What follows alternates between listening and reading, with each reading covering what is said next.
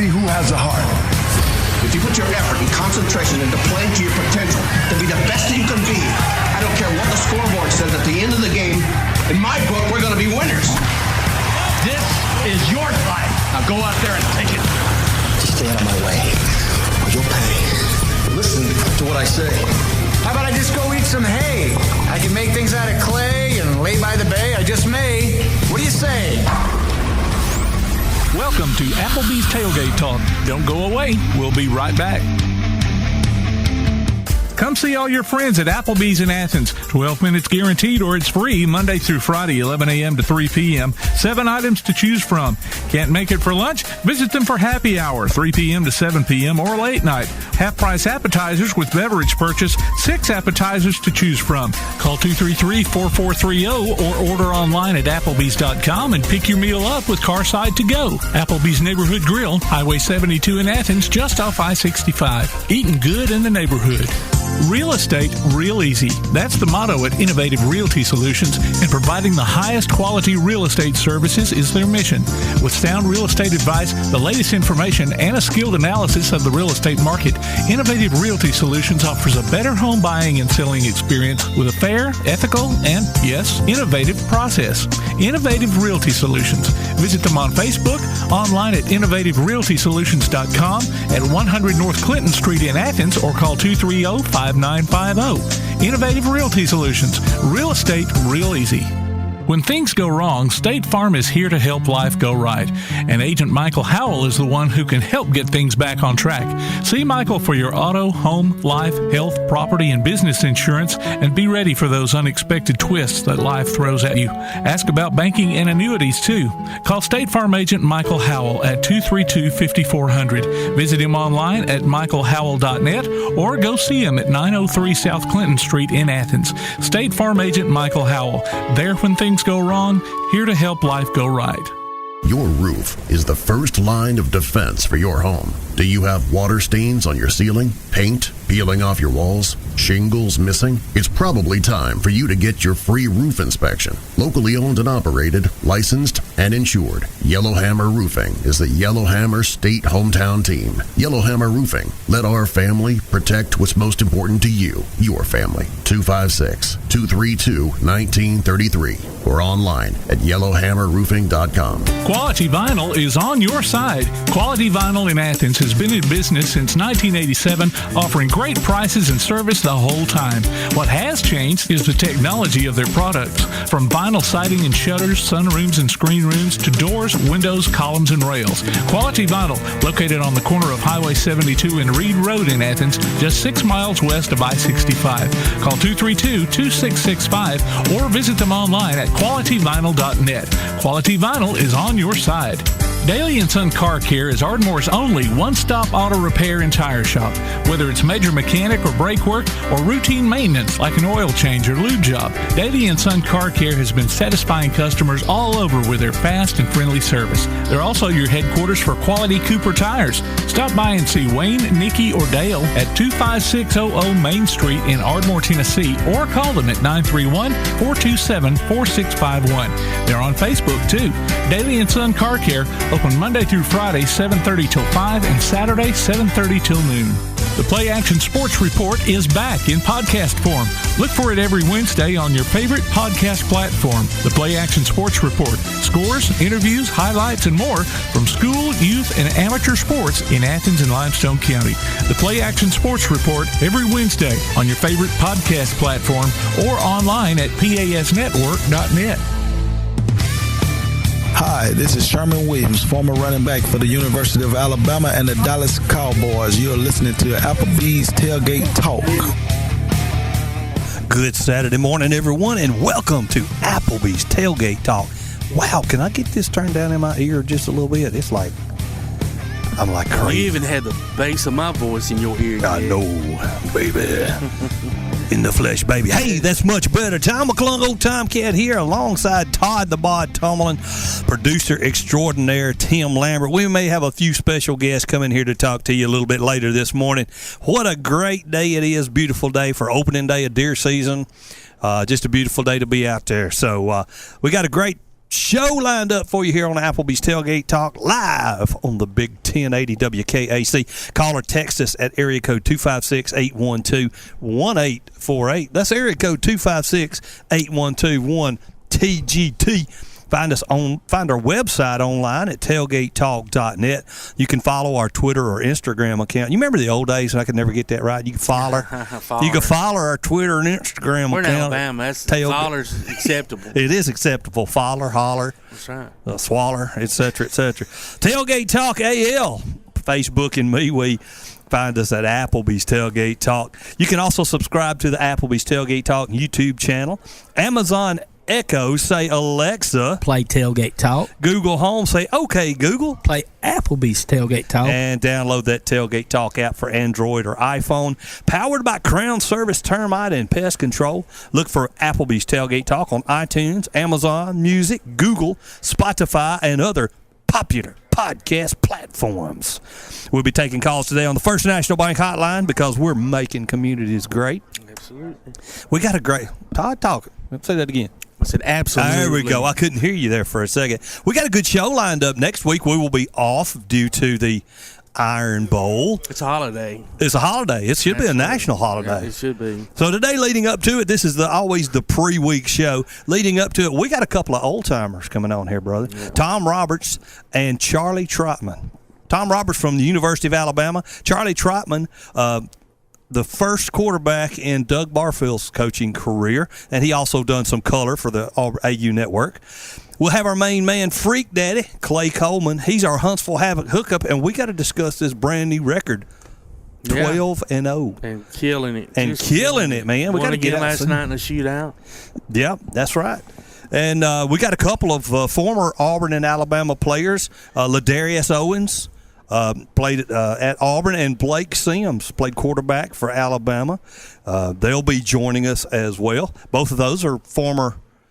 I think Charlie Trotman's the only first-time caller that we'll have. Oh, Blake is. Oh, Blake is the first time? Yeah, we've never had Blake. Oh, okay. Gotcha. I was thinking he'd been on here before. Yeah, he's a newbie as far as Tailgate Talk goes. Well, okay. We'll then. break them both in. Yeah, absolutely.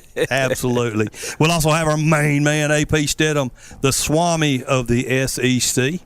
And they'll be joining us. Speaking of another newbie. We never know who might just walk in. Grab your I like that sweatshirt there, brother. I didn't realize you was a Naval Academy. He's been there. Yeah, coach. You just okay. Coach has been. He didn't attend there. He's been there. He's been there. Well, I've been there. I was there when I was a little fella. He's been there and got the shirt. Been there, bought the shirt and the hat. Yeah, went there this year. That's awesome. Garth Garris, former coach, former principal at Elmont. He is the man, the myth, the legend himself. He is, absolutely. Quit smiling, man. Just talk. He can't see you smile. He don't want the accolades. He's just happy to be here. He deserves them all. No. Thank you. Good morning, everybody. Tom, how are you doing today? I'm great, man. I'm great. Went deer hunting. Saw a lot of deer. Didn't kill one, but that's okay. I still got meat in the freezer. We're in good shape.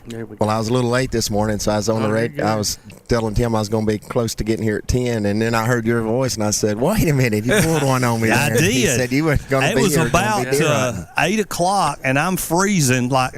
Toes is hurting, but I'm going to stay. I'm going to tough it out, and then pow, next door to me.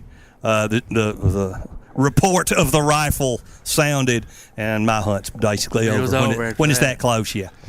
Well, I figured you'd have fun anyway coming in, we'll have fun. We'll have fun. That we will. That I guarantee. Y'all always have fun up here. Absolutely. It was either that or work. That's true. That's true. I was going to go to work this morning. Unless you went in early and got I didn't. I did not. I had some other things to take care of, so I did that, and I didn't go to work, and I'll just work next week a little bit. We'll have a good time. Well, producer extraordinaire, do you have anything to... Got a few scores. Well, let's toss it over to producer extraordinaire. All right, scores and more brought to you by P4 Physical Therapy, delivering world-class outpatient care with a purpose. Visit them online. Visit them on Facebook or online at p4physicaltherapy.com. I'm getting like a little click in there. We heard the click. Distracting me. What's that clicking noise?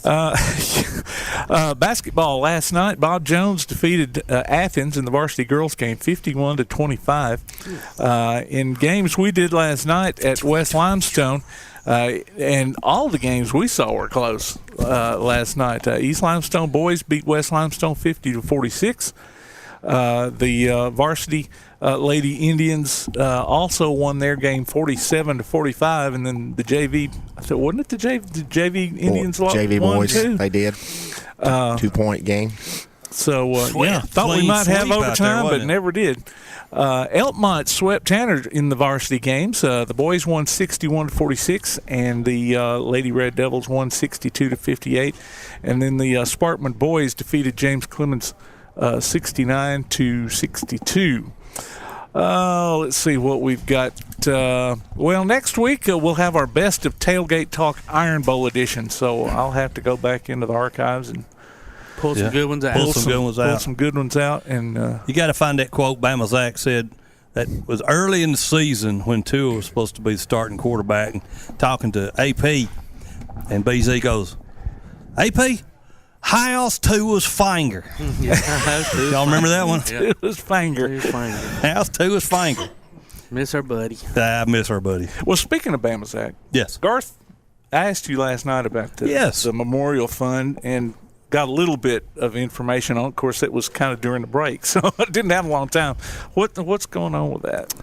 Well, we appreciate everybody pitching in to keep Bama Zach's legacy going, and right now, currently, we're at about 8 years of scholarship money. Yeah, that's great. That's awesome. From donations and from the golf tournament. Now, and explain to the people, it's a boy and a girl, correct? Boy and a girl from any Limestone County school, okay. And those applications will be their counselors will have those when we get back from Christmas here in January. They need to start asking. As a matter of fact, I've had a couple of parents want to know where to find them at already. Oh, okay. And so it's $1,500 for a young man and a young lady. That's good. That is a big deal. Each year, it's a 1-year scholarship for that person. Then we'll give it to a senior, 2 seniors the following year and on. And we want to continue that as long as we're alive and we can do this. We want to continue to do this for Bama Zach. Yeah. And like you said, I mean, he loved these kids so much and supported them, encouraged them.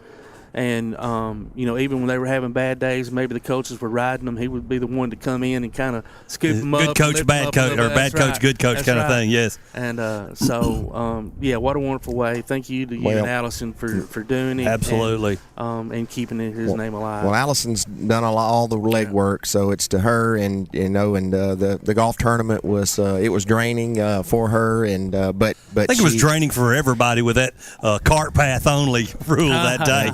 And she said she wouldn't do another one, but so many said, "Are you going to do it again? Do it again?" And I think it kind of got her going again. That we plan on doing it again this year. And as time goes on with something like that, it becomes easier because you saw what you could do better, what to do, what not to do each year. So by the second, third year, she's going to have it down pat to where it's hopefully not quite as much work. And she's a lot like me. She wants to do it all, but reach out and grab somebody else and let them do this and that. And to do it right. Absolutely. And she wants it, and it's got to be perfect and done right. So we appreciate what she does, and she loves Bama Zach. And, Zach was way, way more, and I know everybody would hear him here being an Alabama fan, a big Alabama fan. He was way, way much more than just that, Alabama. Loved people, loved everybody. He was known for that, but he was, it was much more than that. If somebody out there that didn't know Zach and just said, "Oh, Bama Zach's a Bama fan," whatever, and didn't really know him, he loved people, loved people, and loved kids, and just to keep his legacy going. We're going to do that. So awesome. Our next goal would be hopefully once the Limestone County Sports Hall of Fame gets cooking again. I think that's a given. Thought about that. Yeah, Bama Zach's we've got to get him nominated and get him put in the Hall of Fame. He's made an impact, a contribution to Limestone County sports, and just knowing last year during this time was when he was down, and sometimes I told Tim, I just said, going to Bama game, it just doesn't seem the same. It just doesn't seem the same not seeing him and there. You're right. I mean, and this is going to sound weird, but for years and years, me and Coach Drake went to Alabama games together, and if we weren't at the games, we were at his house watching them. And when he passed away, it has not been the same for me. And he's been gone several years now, and it just takes a little bit of the oomph out of the event, you know. It does, and my grandmother, when I was young, she would say things like that. Said, "Don't mean as much to me anymore." You know, when my granddaddy was gone and passed away and all that stuff, and really you don't till it just as you get older, then you go like, I see what you're saying, and it just takes a little bit of the joy out of it. Not being around, even missing Coach Drake. So I know we miss there's a lot of people we miss, and yes. We were talking last night. 2021 has been a crazy year, man. Lauderdale County, Rogersville lost a great human being last week. Coach Larry Sr. passed away, and didn't hear that. Just a short illness, just a very short illness, and passed away. And just a great man, great basketball coach, a legend, way before his time. All the things that we're seeing now in basketball, he was doing in the 80s. He was, and just a great man. You'd never know he won 600 games and had 6 or 7, 8 state championships. And talking to his wife last night, she said he Larry Senior Gymnasium in Ardeka said he didn't like that. He didn't. Oh, really? He didn't like that name Coach being Drake, up there. You know, when we were trying to get the gym or the floor named after him, no, I don't know. Don't be messing with that or whatever. Yep. And, it's a good honor and tribute. But Tim, we'll be getting y'all that information once we get back here after Christmas. We'll start pushing that golf tournament and get it out. Sounds good, ladies and gentlemen. It's time to take a break. You're listening to Applebee's Tailgate Talk on WKAC, the Big 1080. Next week, it's an Iron Bowl edition of the Best of Tailgate Talk. We'll be back with more Applebee's Tailgate Talk after this. P4 Physical Therapy is a new outpatient provider offering community-based care with a unique partnership model that allows them to consistently deliver world-class outpatient care, emphasizing personalized hands-on treatment.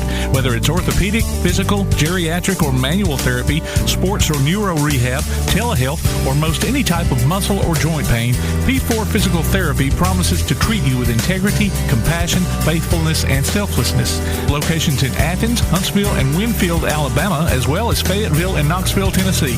Look for them on Facebook or online at p4physicaltherapy.com. Limestone Drug, located on the square in downtown Athens, is your local Health Mart pharmacy. As your local Health Mart pharmacy, Limestone Drug is locally owned and has a personal commitment to the community. Limestone Drug honors prescription drug plans, including Medicare. They accept flex spending cards and fill prescriptions in minutes, not hours. Limestone Drug knows there's nothing more important than your family's well-being. So shop Limestone Drug at 200 West Market Street in Athens, your local Health Mart pharmacy. Limestone Drug, caring for you and about you. If you're running out of space and a yard sale just isn't an option, Midpoint Storage and Buddy Box Storage gives you the choice. Midpoint Storage on Highway 72 East has traditional or climate-controlled units along with spaces for your boat or RV. Buddy Box offers convenient, secured, portable storage units delivered right to your home. They're both locally owned, too. Call 256-800-4249. Look for them on Facebook or online at midpoint.storage.com or buddyboxstorage.com. It's a win-win situation. Midpoint Storage and Buddy Box Storage. 256-800-4249. Have yourself a merry Wi-Fi Christmas with fiber fast internet from Ardmore Telephone Company. Enjoy a broadband connection that can handle all the holiday hoopla and new gadgets from Santa Claus. Get the gift that doesn't require wrapping. Faster internet service. Sign up now. New internet customers get the first month free. Call ATC at 800-830-9946 before jolly old St. Nick and your guests arrive. Broadband speeds are based on best availability in your area. Accidents happen. It's a part of life. So next time a wreck is a part of your life, Sides Auto Body Repair is there to lend a hand. Since 1987, Sides Auto Body Repair has been guiding customers through the repair process with as little stress as possible, offering free estimates, a limited lifetime warranty on their work, as well as saving you the headache of handling the insurance paperwork. They're also ICAR Platinum certified and can boast over 60 years of combined experience. Call their Highway 72 West location at 230-6464 or Highway 72 East at 444-0729. Either way, call them first. Sides Auto Body Repair. Want to howl with the Havoc this season? Now's your chance from Tailgate Talk and the Huntsville Havoc. Just go to tailgatetalk.net and register your name. Then listen to Tailgate Talk Saturday mornings at 10 as we announce the weekly winners of Huntsville Havoc tickets. Howl with the Havoc this season from the Huntsville Havoc, Tailgate Talk, and 1080 WKAC. Hello, I'm Andrew Smith, head baseball coach at Auburn High School. And you're listening to Applebee's Tailgate Talk. When you're born in this world, you're given a ticket to the freak show. So you're a control freak?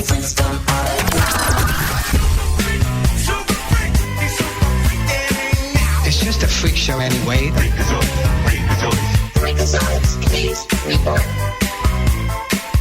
And welcome back to Applebee's Tailgate Talk, ladies and gentlemen. Live here on WKAC, the Big 1080. Tom McClung, old Tomcat here alongside Garth Garris, Todd the Bod Tomlin, producer extraordinaire. And guys, we got to work on Garth a nickname.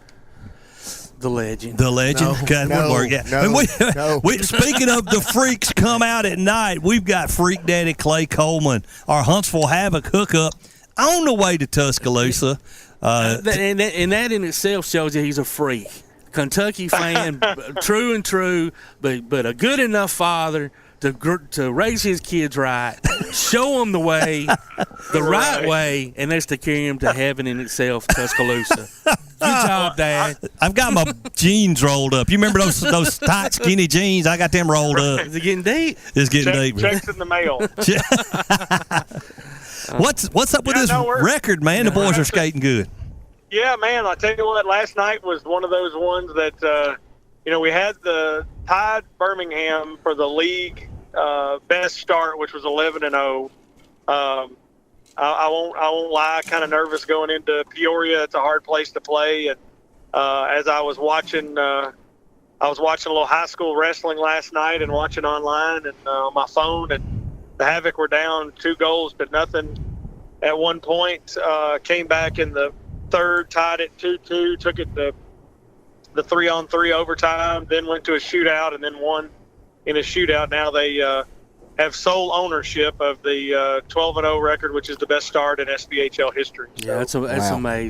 Pretty cool stuff. And at that level, I mean, that's a record that's probably going to stand for quite a long time if it's ever broken, and hopefully they can just continue to extend it, Yeah, going in hockey, it's not, we have to kind of take our Alabama college football, college basketball, undefeated type kind of things, out of our minds with hockey. I mean, you'll never see an NHL team. You'll never see a college team. I mean, it's so hard of a sport. Yeah.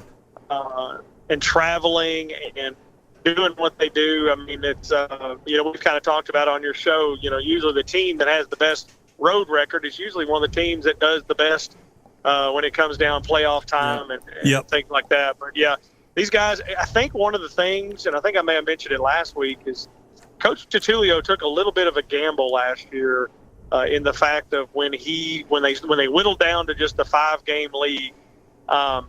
He could have released some guys. He could have built a little super team that would have been kind of an all-star team that could have, played for that championship that we wanted to have for the three-peat, but he decided to keep some of his core players together. Yeah. We didn't win the championship in the little mini COVID season, but it seems like that our guys are just playing as a team.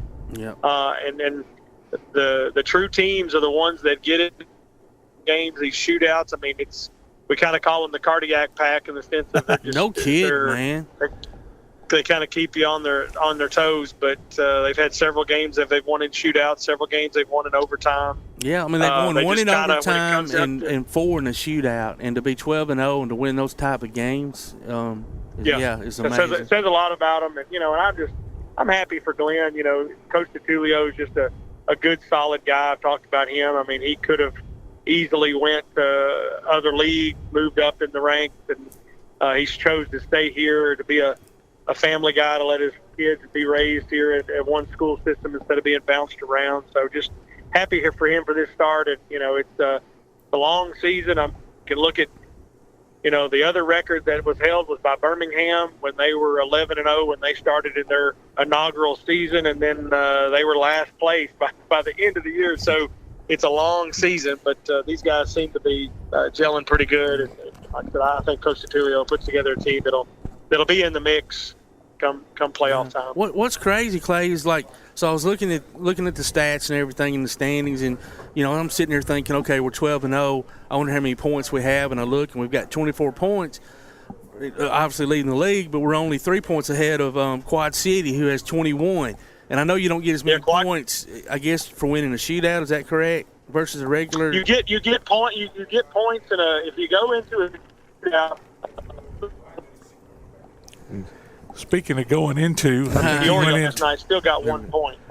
Okay, and I know you got points. I just thought it might be a tad less. I couldn't remember, but yeah, you don't get a loss, but if it goes into overtime or shootout, you can get points for that. So it's in Quad City. They're on a 10. They're 10-1. So it's not like that. There's anybody behind them. They're on a hot streak right now. They've won 10 in a row. So. It's really interesting that, usually in the league there's a kind of a halfway break point. Sometimes divide this much, but it's kind of been, there's some really teams that are really, really struggling, and then, teams that are doing well. So it's kind of a split right now.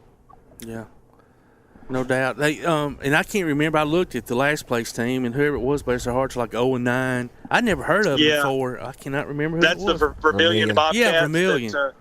Brand new team, kind of in the Quad City area, near Peoria. Oh, okay. They kind of been a team that did well. At least the area did well back in the ECHL days, and a lot of these teams are realizing that if you can move down into our league, the overhead for a team is not as expensive. They don't have the union that's together, so I think there's like 38 or 39 ECHL teams, and only 4 of them make money. Nice. So they got some owners that like a hobby and a tax write-off. Exactly. Yeah. So speaking of that, kind of like the movie Slapshot. Wasn't making the team that's fallen by the wayside there. Yeah, they're Macon is really struggling. I don't know the exact reason, but it's looking like they're not in a good financial spot right now.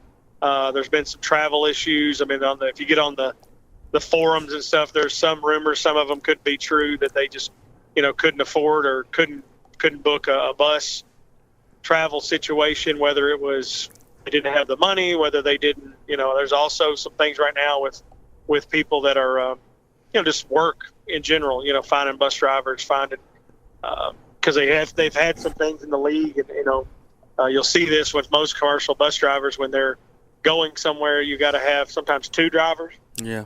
Depending on the league, where at least somebody has to sleep for 8 hours after they do an 8-hour drive. So that becomes difficult.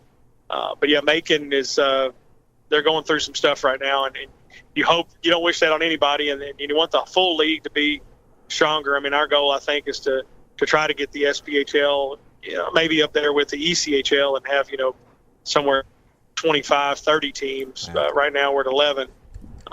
Maybe we can break it into some divisions and things like that, but we'll see how that goes. But it seems like all the other teams are doing well as far as just getting back into. I think a lot of people are reaping that benefit of coming out of COVID. People are just ready to do things. So, well, are they just playing? Be a benefit. Are they just playing their home games, or are they just not playing any at all? Like I said, I don't know the full story. I know they've did home games, rerouted some closer games. I think like I said, the majority of it's rumors. I haven't gotten anything from the Havoc or whatever, but I've heard that some of the other teams, because you don't want the league to struggle. I mean, these owners are in it together, and they don't share revenue, but I think some of them have said, hey, we'll and because we don't want to mess everything up. So I think some people have paid to maybe get a bus system or use some teams own buses. So they similar. I don't remember. Macon was the one where they first it started out. They had to fly to a game this year. I don't know if you saw that. Dang. First time ever. it was usually against league rules for them to actually use the plane. They have a bus, and they got Peoria, and then Peoria paid for transportation. So just to help them out and stuff. Wow. They're scheduled to play tonight in Fayetteville. Yeah, they're on the schedule tonight. Now that doesn't mean it's going to happen, but it's got it on the SPHL website that they're at Fayetteville tonight. So I guess we'll see, or maybe it's just that was done prior to all their issues. Clay did. This is Garth Garris here. You hope y'all have a good time today at Bama. Hey, what Columbus? Great SPHL team. Have they bumped up? I know they had shut down. Maybe are they in a different league now or something? Yeah, the Columbus. It was the Columbus Cottonmouths that had played for years. There is a league called the Federal League, which is actually kind of a smaller league than the SPHL.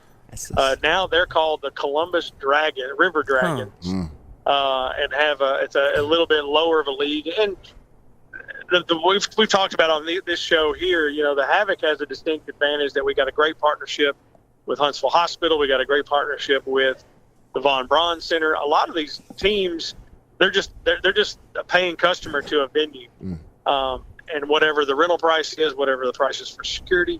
And some of these organizations, if they don't negotiate that good deal, it's a really hard thing to do. You play a game, maybe you don't have the best attendance, but you still had to pay, $3,500 to rent the venue. You still had to pay for whatever the cost of the ice or whatever. So I think the Columbus issue, they did not have a good relationship with their civic center that they had there in Columbus. So it was just not basically like a profitable situation for them to be in. So they folded, and then another individual came in and got into saw that, hey, Columbus does support hockey. So they joined, put a team in there from the Federal League. It took them far, far away. Wow. Okay. Yeah, I've been down there. I've been down there to a playoff game at Columbus back years ago, and man, that place was rocking. It was. They had a great following. And they have I don't know if they still have it. At one point, they had the arena football team as well that was down there. That was pretty rocking. So it's a town. It's not similar to Huntsville in the sense that we're definitely bigger, but it's a military area there with the base pretty close to there. So it kind of has that good vibe of the sports and the transient, individuals that are there that have had, arena football or hockey or whatever. But yeah, I miss those rivalries. They had Jerome Bouchard, who was the longtime coach and player for them, and he played for Birmingham as well. But yeah, that was those were some fun times. That's great. Well, Clay, best of luck with. Next time we're talking about doing some talk about T-Bone and the wrestling a little bit. I can't wait to hear about that. No, absolutely. That's the wrestling thing. That's a whole new world. We went into East Limestone last night, and that was some fun. They've got some good kids, goods there with the Indian squad, and yeah, I'd love to talk. I don't know much about it. I'm learning. I got in trouble one night because I yelled out for him to do a Stone Cold Stunner. I'm gonna get Todd out there, and y'all can watch it together. That'll be fun. We love it. But I'm probably gonna get in trouble because I'm a big guy of I love surprises, and I love just not giving people what they want to hear sometimes. And my two sons and one of their friends were driving to Tuscaloosa, and I had convinced them that we were going to a arcade/paintball facility in Tuscaloosa. Which if my sons knew me, they probably would have thought I was smarter than driving 2 hours away to do paintball in an arcade. But I just broke it to them that we're going to the Alabama-Arkansas.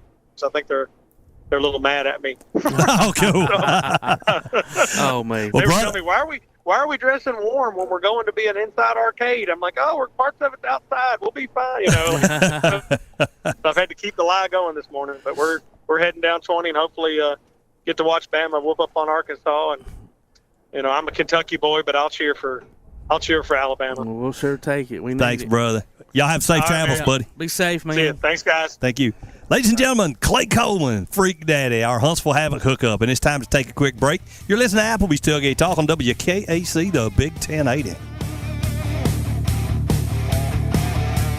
Congratulations to Adam Hall, Darcy Brunick, Jason Newman, Michaela Jenkins, Chris Wiley, and Kerry Wales. This week's Howl with the Havoc winners. They each pick up tickets to see the Huntsville Havoc in action this season. Enter your name for our weekly drawing at tailgatetalk.net, and you may be one of our next winners. Tailgate Talk will be right back. First National Bank is a name everyone in the community will recognize. We see it in our schools, in our parks, and in our homes. First National Bank is proud to help make our community great. I'm a First National Bank Student Advisory Board member, Rainey Oakley, from Elmont High School. I love to help represent First National Bank in my community. First National Bank, making communities great, member FDIC. Smith's Heating and Cooling in Elmont is your friendly local contractor, servicing most brands of equipment and proudly installing industry-leading Rheem systems. Whether it's an air conditioner, gas furnace, heat pump, or indoor air quality system, Smith's Heating and Cooling takes pride in their exceptional installation and 24/7 customer service after the fact. They offer financing too. Call 777-5450 today to schedule an appointment or a free no-obligation consultation. Smith's Heating and Cooling. Call 777-5450. Visit them on Facebook or online at smithsheatingandcoolingllc.com. Hey guys, this is Joanna Clem for CEI Bookstore and Truth Publications. I'd like to personally invite you to visit CEI Bookstore. While you're here, you'll find a wide selection of Bibles, gift items, trustworthy study materials, and more for you and your church. Our friendly staff will be happy to help you with your selections while you shop in the store. We even offer personalized Bible imprinting and gift wrapping. Not in the Athens area? Enjoy shopping with us online at truthbooks.com. CEI Bookstore and Truth Publications, taking his hand, helping each other home. At Hendricks Power Washing and Striping, your property is their priority. Power washing, striping, seal coating, crack filling, and asphalt maintenance, rain or shine, day or night. Call Colby for a free quote at 256-763-1740. Visit their Facebook page and see what they've done for other satisfied customers. Give your home or business that brand spanking new look, courtesy of Hendricks Power Washing and Striping. Licensed and insured. Call 256-763-1740. Hendricks Power Washing and Striping. Are you getting the propane service you deserve? At Ferguson LP Gas in Ardmore, you always get the most value for your dollar, professional gas personnel who make safety a high priority, and you can always get in touch with them any day of the year at any time. They accept Visa and MasterCard too. So if you're not happy with your present propane supplier, join the many who have made the switch. Give Ferguson LP Gas in Ardmore a call at 256-423-3320. When things go wrong, State Farm is here to help life go right. And Agent Michael Howell is the one who can help get things back on track. See Michael for your auto, home, life, health, property, and business insurance, and be ready for those unexpected twists that life throws at you. Ask about banking and annuities, too. Call State Farm Agent Michael Howell at 232-5400. Visit him online at michaelhowell.net or go see him at 903 South Clinton Street in Athens. State Farm Agent Michael Howell. There when things go wrong, here to help life go right. Real estate, real easy. That's the motto at Innovative Realty Solutions, and providing the highest quality real estate services is their mission. With sound real estate advice, the latest information, and a skilled analysis of the real estate market, Innovative Realty Solutions offers a better home buying and selling experience with a fair, ethical, and, yes, innovative process. Innovative Realty Solutions. Visit them on Facebook, online at innovativerealtysolutions.com, at 100 North Clinton Street in Athens, or call 230-5950. Innovative Realty Solutions. Real estate, real easy. WKAC wants to recognize our local athletes, and you can help. Go to WKAC1080.com throughout the school year and click on the Tailgate Talk icon to vote for the Applebee's Neighborhood Athlete of the Week. The winner will receive a gift card from Applebee's Neighborhood Grill and a t-shirt from Gotcha Covered Screen Printing and more. Submit your own nominations for future polls, too. While you're there, check out the Tailgate Talk archives and see what you might have missed. That's the Applebee's Neighborhood Athlete of the Week. Cast your vote today from Applebee's Neighborhood Grill and 1080 WKAC. Hi, this is former NFL quarterback Don Horn, member of the Super Bowl II Green Bay Packer champions, and you're listening to Applebee's Tailgate Talk. And welcome back to Applebee's Tailgate Talk, ladies and gentlemen, live here on WKAC, the Big 1080. Tom McClung, Old Tom Cat here alongside Coach Garth Garris, producer extraordinaire Tim Lambert, and Todd the Bod Tomlin. And boys and girls, we're going back a few years, not as many years as we're going back later, but we're going back a few years in the Iron Bowl rivalry with LaDarius Owens, one of my favorite Auburn players. Not mine. And Blake Sims, Alabama quarterback. And these guys, now you two played against each other on the same field, or were y'all a year or two apart? No, we played each other a couple times. That's awesome. Most definitely.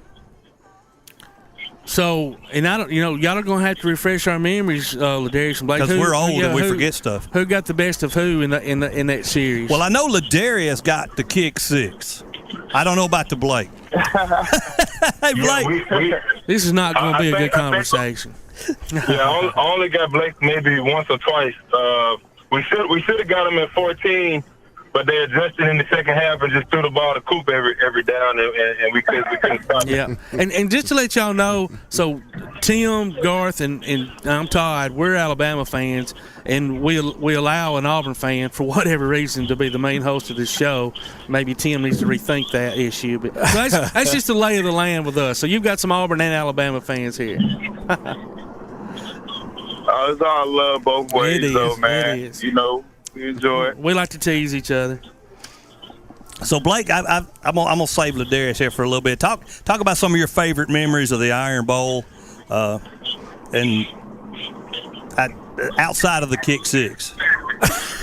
Sorry, man. Yeah, most definitely. The Iron Bowl, man, has always been special. My best memories, man, is just most definitely winning for sure, and just the great games. To see the legend, the like guys that have played there recently. Become legends at Auburn and Alabama. Just to be there front seat to see them legends play and see them go on and do great things in their career on and off the field, whatever it is. To see them go do that. And what hit me the most is just the relationship that the Auburn and Alabama players have together. That really stuck highly to me because, me being from Georgia and seeing the Georgia-Florida game, you can win the high school one of the guys, and if he's on the opposite team and he's playing for Florida and I'm playing for Georgia, man, we're no longer friends. Really? Well, I was going to ask you about that. That really stuck out to me. That's something that stands out to me, Blake, is when I see Auburn and Alabama, former Alabama and Auburn football players, and they see each other, there's always a camaraderie, a brotherhood type thing. Whereas us fans, we like sometimes we keep a grudge for 10 years. Yeah. You guys are loving on each other longer, right? Tom brings up a good point. Like to y'all, it seems like not as deep as it is with the fans. Yeah, most definitely it's a grudge. We're athletes, man. We know we on that field. All that friendly goes out the window, and we both have mutual goals. We both want the national championship, but it's just mainly the respect because we both understand the hard work, the blood, sweat, and tears that go into this game, and so it's just respect once it gets off the field. LaDarius, I always love to bring this up. Your uncle, the first African-American football player for Auburn. Before we get into your Iron Bowl experience, talk about your Uncle James and how that maybe led you to Auburn. For me, man, I was born and raised in it. And honestly, anybody in the state of Alabama, as you all know, we have to choose out the womb, like which side we're going to be on. Pretty much. Some of these new age kids have jumped ship over to Bama, of course, but they don't know any better. But for me, with that being my uncle and carrying that prestige and just how he carried himself, and mostly just the stories other people tell about him and just being around him and his aura, that made me very proud. And I really didn't get to see that much until I started getting recruited and things of that nature. And then even honestly, when I because Tuscaloosa was so close, I don't know how many people know it. I took most of my visits to T-Town. Just because one of my coaches was, of course, a Bama fan, and T-Town was only like 30 minutes from Bessemer, so I was down there a lot. And at the time, Coach Sal was recruiting me, had a close relationship with him, Rolando, and actually they got my uncle to come down there, and even being down there, just seeing the respect that he got really put stuff in perspective for me. So when I did go to Auburn, I wanted to make sure that I made him proud. Well, and you certainly did that. I mean, you're both y'all's legacies, but yours as well is cemented in the Auburn history. And we were talking about that. Like now, matter of fact, I heard a stat last night, I believe it was, that, or it might have been this morning, but even before, well, especially before y'all, but around y'all's time, Alabama, like if you were in Alabama, you either went to Alabama or Auburn. Now, I think Alabama's recruiting, and I don't know about Auburn's, but it's like 65 to 35% are out of state recruits. So that's changed so much over the years. Did y'all ever think that it would be where like you would see kids from California, New York, Wisconsin, Ohio, wherever, come into our state and start playing football for Alabama and Auburn? Well, I think the level of competition at these two schools as well has gained a lot of traction just from the years of the success in the past decade or so. So with that, you're gonna have higher level of skill and talent coming in year after year consecutively, and then there's only 25 scholarships given out every year, so there's only a certain amount of spots they can go out. So. And that speaks volumes about how the level of play of high school football in the state of Alabama has risen to the occasion, to catch up to the Texases, the Florida, and Georgias, and now where our kids are getting enough notoriety and attention to where they can go to all of these out-of-state colleges. I know for a fact that what shocked me was how many kids actually went from Birmingham in particular out to Oregon. I think we got like 3 or 4 kids playing for Oregon right now, which is strange. I know I got an offer from Oregon, but I never would have gone out there. I would have took a visit just to see Nike stuff, but to actually see kids actually taking that trip and going to school out there is new. But it's refreshing though. I'm hoping they take in that experience and get all the success they can get that comes with it. Well, I think Coach Saban has pretty much set the bar on recruiting the top talent. Didn't matter which state they come from. Coach Dye always said Auburn's players come from Georgia. A lot of them come from Georgia. But with the new hire of Coach Harsin, he's actually targeting some Northwestern kids as well, because that's where he's been for the last however many years. Yeah, I'm not sold on. They're gonna have to prove it to me. I'm not sold on the Northwest. No disrespect, but they can. Like I said, they have all the opportunity in the world. I don't mind. I hope he has an eye for talent. So once they get to Auburn, they're going to have to adjust to how we play ball in the South and have to prove to me that they can play just as much good caliber of football up in the Northwest. And that they had to adjust to that humidity, too. I've been up there. There's no humidity to really nothing to speak of. LaDarius, your years at Auburn, obviously, this is Garth Garris here. We appreciate you joining us. Jordan-Hare Stadium is a magical place. I mean, even just being a Bama fan, I've been to several games at Jordan-Hare Stadium, and it's loud, especially for that Alabama game. I've been there for a couple other games when I was a young kid, and got a chance to see Bo Jackson play a couple of times, and so I always have that memory there. But You were a part of the team. Were you a part of the team the year before the kick six? I'm trying to remember the in Tuscaloosa, the 49-0 Coach Chiswick's last year. Was that your first year or second? What years were you? There at Auburn. I saw the great, the good, the bad, the ugly my entire time. So 2010 was my freshman year. I redshirted that year. So we rode that mountain all the way to the top. Got the championship. 2011 had a decent year. 2012 was the worst year in Auburn history. That was the game you was talking about. And Blake don't remember, but I actually got a tackle on him that game. I was pissed though, honestly, because we got in garbage time. And I want to say Blake was at running back though. I'm not sure. Oh, he's a quarterback. He's a quarterback. He was scrambling, and I caught him from behind or whatever. But I was mad at that game. And Coach Chilton would probably kill me if he hear this. But so I think we was down like 28 or 35-0, like in third quarter or something like that. So I'm like, Coach, what's up? You're not rotating us. He's like, I got to keep my best guys in. So at the time in my head, if I wasn't so young, I wanted to say, bro, your best guys are down 35-0. Like, how much work could it get, bro? Like, what are you talking about? So I was pissed when he finally did call us to get in the game. I'm like, no, keep your best guys in there. So, that's just a funny story. I still, and that's what motivated me even more that off season as we went into the 2013 season, and you know what kind of year that was. Yeah, I asked that because I was at the game. Actually, my son he wound up going to Bama, but he grew up as a young man. He grew up an Auburn fan, so we went to several games. So that year we actually and I've taken him to some rivalry games. So I'd always want to see Georgia Auburn. So we went over that year to see y'all play in Georgia in Athens, and I think you could kind of see that the blood had been kind of sucked out of y'all as a team and all that stuff. So in getting that, y'all had such a magical year the next year, the Georgia game, and then I'm guessing at that point you never really thought you were out of that Alabama game, and it was I just watching it on TV going like, this is not – I don't feel good about Bama's chances of winning this game here, and I never expected to walk out the door. I expected Alabama to miss that field goal and be overtime. I didn't expect to walk out my friend's back door and walk back in, and me and him walk back in and go, what's happening? They said, it's over. They just won the game. I'm going, what?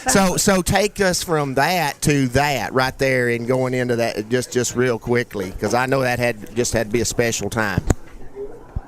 I mean, that entire game was a roller coaster, to be honest. I remember the play I remember the most was it was like, you know, when you're trying to take out the Giants, you know, they just keep fighting back. So we started out the game with some decent momentum. We're playing good. We were like, we could ball with these boys or whatever. So I'm not sure what the situation was. I know we had them backed up like on their 1 yard line, and they threw again. Here we go again. Throw the ball to Coop, and they just took a shot. And Coop, I think it was 99-yard play. 99 yards, brother. Yeah, y'all had a good punt. It was a good punt, and the ball rolled to the one. Yeah, exactly. So it was like every time we was like trying to pull away or you know, get away from them to kind of get a comfortable lead or a situation, it seemed like they always came back and got like a crazy play. And then we hit them with the semi when Nick threw the ball with his left-handed semi and took it to that level. And that last drive, we knew they didn't have a good field goal kicker, so we figured they was going to take another shot to Coop, honestly. Y'all knew we didn't have a good field goal kicker? Y'all and the rest of the country. Yeah, so we figured they was going to take a shot at the end zone. So luckily, Coach Saban was playing for the field goal. And the first time, we had blocked a kick earlier in the game. So that's the only reason we really sent somebody back. And then initially, before they called a timeout, we didn't have a guy. We had our safety back there just to field the punt, the kick just in case. And then they said, hey, let's put a returner back there. So that's when Chris went back there. And honestly, the rest was history. We never thought for a second that it was going to be short and return. We were just going to try to block another one like we did earlier in the game. Mm-hmm. Wow. Well, not only the return did you miss, but you missed LaDarius's dance going into the end zone. I was going to save that for last, LaDarius, because you don't miss that because it's played. Constantly. I mean, at the time, really unless if you catch it quick enough and you can click off the TV, which I do every time. You know, it's there. It's there, and it will be there forever. And it goes down. And I guess you were never 49 points. Bama's never been 49 points better than Auburn. I guess that was always a frustrating part there, but to come back and win like that had to be obviously satisfying for y'all. I would much rather get beat 49-0 than lose like we did. That's painful. That hurts and lasts for stinking ever. Right, guys? I mean, Blake, is that not the truth? Would you rather take a 49-0 whooping, or would you rather have some crap like that? And that's what it was. I'm kidding, LaDarius. But there's been in this great rivalry, and it's because of great guys like y'all going back for years and years and years and years. And we know y'all play.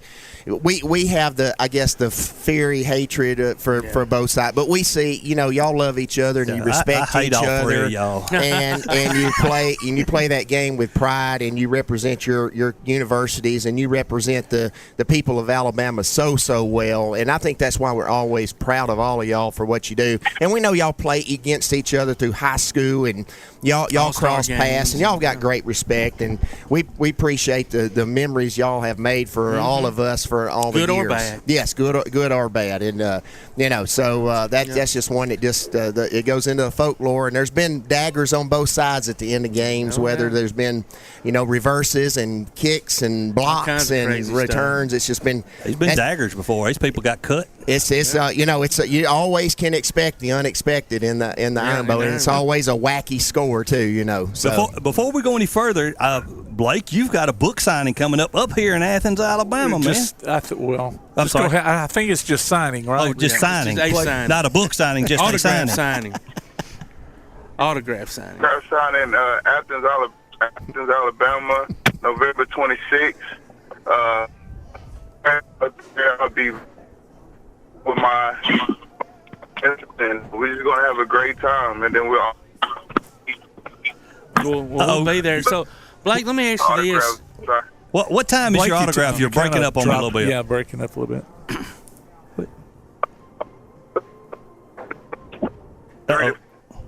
In Athens, Alabama. At what time? And then also at 3 o'clock. 3 o'clock. 3 to 5. All right.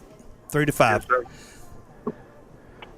well, LaDarius kind of went through a little bit of his recruiting. Tell us a little bit about your process. So my process, being from Georgia and playing 45 minutes from Athens, I wanted to go to Georgia, but Mark Riggs told me that he wanted me to play safety for him, and but I didn't feel comfortable about it. Spent a lot of time in Tuscaloosa and Nashville. I was about to go to Tennessee to play with Lane Kiffin, but Lane called me 20 minutes before he hit the press that he was going to USC. He was leaving Tennessee and going to USC. And so once I heard that, I called Coach Saban the night they won the national championship in 2009, and I decommitted to go to him, to go to Tennessee. And then I ended up traveling back to Tuscaloosa once Lane Kiffin went to USC and signing to Alabama. And I also had West Virginia, Texas, Michigan, and, a lot of good schools. But Alabama just seemed like it was the best school for me.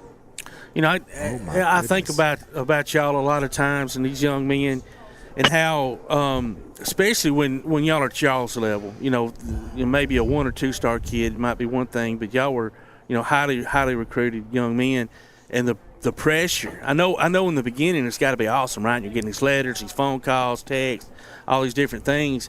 But then at some point, when it comes down to you really got to choose where you go, and like you said, it's got to be it's not just the best fit, athletically, but academically, and just got to feel like home in a way. I mean, Blake, talk a little bit about that pressure, and then a little bit. Y'all talk a little bit about once you're there, because once y'all are there, y'all are stars, right? To us, y'all get hounded by kids and adults as well. Hey, let me have your autograph. Let me have your autograph.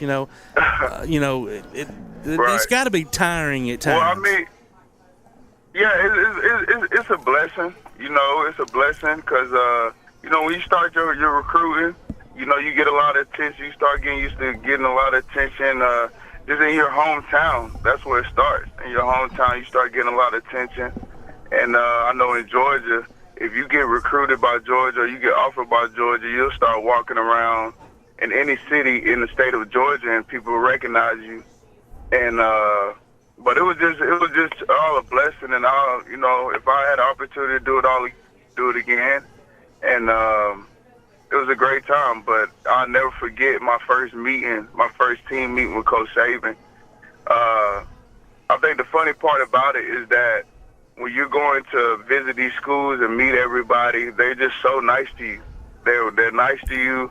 They're willing to help you. They're willing to be there and everything. Don't get me wrong. They're still willing to be there once you sign and go to their school. But like Coach Saban, our first meeting, he slapped his hands on his thighs and he was like, God, I'm glad that's over. I ain't gotta be nice to you, know what I'm saying? I ain't gotta be nice to God. That's awesome. And he was just like, let's get to business, let's get to work. I mean, that meeting started. I think he had that meeting just to tell us that, because it lasted literally 5 minutes, and we went and worked out, ran 110s, and we got going, man. Welcome to Alabama. He didn't take no time to throw us in the fire. LaDarius, how about you? How was it with your recruiting? And I mean, Auburn's strategy, I'm not sure if it's the same, but it worked pretty good. What they sold everybody on was family, and I was pretty much already bought in anyway. So they pretty much used me to recruit everybody else. So, we had in and all those different things. So a lot of us was already in communication with each other, like, throughout that whole entire 2009 season. Like, I'm talking to Michael Dyer after my football games, Javon Reed, Jeff Whitaker. We always communicated with each other throughout that whole season, and we would meet up at certain football games, certain Auburn games. We all planned to go down to see certain games on visit. So once we did finally get in, for the most part, a lot of us played because Auburn had a very brand new coaching staff. There's a lot of opportunity for all of us, especially on special teams. Now, granted, there was a lot of seniority as far as main positions or whatever, but there was a lot of opportunity from a special teams perspective, and then if you can ball on special teams, you start getting in offense and defense. So it was still a good experience and a good ride the whole way. We didn't really start getting that fame or whatever in attention until I think when Cam actually did the Superman. But the first time he did it was against, I think, South Carolina. Yes, South Carolina. People don't understand, like, I don't know if he had planned it, but before that, if you go back and watch, like, Tiger Wall, you'll see, like, fans, like, treating Cam like, oh, he's regular, whatever, it's just normal. But when he dove into the end zone against South Carolina, it was legit, like, maybe a 7-yard dive. So it was. I don't know if he planned it. Like, the first time he did the Superman, but it was relevant at that point. It was for been relevant ever since. Yes, guys, we're fixing to have to go, but I've got to ask LaDarius one thing. I've saved this question. Sorry to interrupt, bud. It's okay. Now, the last time you was here, LaDarius, you said don't laugh when they see the dance you're doing because it didn't come out like you wanted it to on the kick six. What was you trying to do? I see what you did, but what was you trying to do, my friend? So in my mind, I was gonna do the Deion prime time, but I was running at full speed. You can't run at full speed when you're trying to do the prime time dance. So it turned into a skip because I like I said, I didn't slow down and my mind didn't keep up with my feet. So what did your teammates say? I know you went back and watched the film. Nobody's gonna say nothing at the time because it's great. But y'all guys went back and watched the film. What was some of the things your teammates said inside that nobody else knew? Man, I catch hell every year around this time from teammates and fans. It'll be on Twitter probably tomorrow. It'll be circulating. I get tagged probably 100 times. Bad thing about the internet nowadays. Yeah, you do one thing, it's there forever. Got away with it a few years ago, but not now. Blake, I'm amazed at the fortunes of Tennessee. Had Lane stayed and you went there, how a decision changes the course of history. Career, and appreciate your perseverance at Alabama. Yes, truly a special player. And to wait your turn, I know that you're all great athletes and want to get on that field, and to wait your turn to play that position at quarterback and to do it so well, and just caught an Ohio State team that last year that just got hot, and y'all were definitely the best team. But appreciate your perseverance and appreciate you both. And thank y'all both for giving up your bodies. Real quick before we go, I want to say this, and I want to give Blake his flowers now. And my teammates will stamp this. Blake set the tone for these dual-threat quarterbacks that Alabama is getting right now. Hey, you're right. Totally agree. That's so true. Blake caused us hell. Blake did a hell of a job. And it's a shame that the fact that he played a creative team in Ohio State, every one of those guys still playing in the NFL today. That gets overlooked. But hey, bro, like I said, you paid the way for them boys. And we're going to give you your flowers now, and it's from the entire Auburn family. I'll give you that. And y'all are kids to us. I appreciate that. Y'all are kids to us. And, Blake, you could tell when you were a young kid, a young athlete at Bama, you had special written all over you. You really did. Yeah. Man, I appreciate that from you guys, man. And, with LaDarius being for Birmingham, and, we have a mutual friend awesome. that shares a special place in our life, man. So that means a lot, and I try to, that's what we all try to do it for, man. We try to do it to make our own legacy and do it for the youth as well. All right, awesome. Guys, we got to go. I'm going to give you a War Eagle, LaDarius. Guys, Roll Tide. War down. War dang, brother. Both y'all, absolutely. Both y'all have a wonderful Thanksgiving. Go ahead, Blake. Roll damn Tide. There we go, brother. Hey, guys, good luck. Thanks so much for joining us again. Let's do it again next year. Yes, sir. Appreciate it, fellas. All right, Thank you. All right, boy. I saw that. It's time to take a break, ladies and gentlemen. You're listening to Applebee's Tailgate Talk on WKAC, the Big 1080.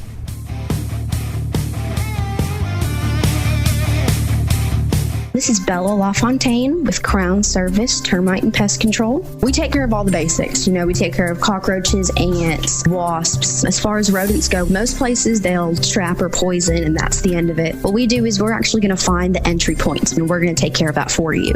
We do a lot of work with a lot of realtors here in town to bring houses to the closing table. So one of the big things about us is that we're not a sales company. We are a service provider. So we're not looking to meet a sales quota. We're looking to get a house ready to go to closing and get our customers taken care of. This is Bella LaFontaine, Crown Service Termite and Pest Control. We are located at 3413 6th Avenue in Huntsville, Alabama. Phone number is 256-701-7095. Daly & Son Car Care is Ardmore's only one-stop auto repair and tire shop.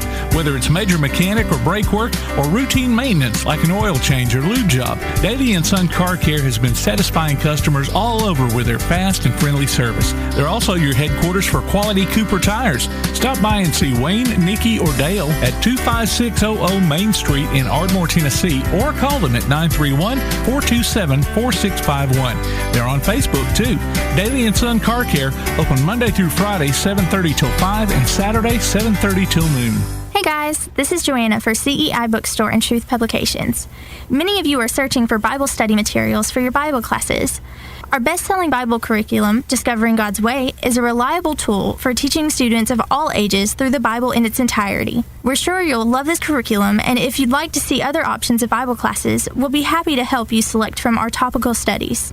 So stop struggling with the search and come by and let us help you select reliable and meaningful study materials for your class today. CEI Bookstore and Truth Publications, taking his hand, helping each other home. Limestone Drug, located on the square in downtown Athens, is your local Health Mart pharmacy. As your local Health Mart pharmacy, Limestone Drug is locally owned and has a personal commitment to the community. Limestone Drug honors prescription drug plans, including Medicare. They accept flex spending cards and fill prescriptions in minutes, not hours. Limestone Drug knows there's nothing more important than your family's well-being. So shop Limestone Drug at 200 West Market Street in Athens, your local Health Mart pharmacy.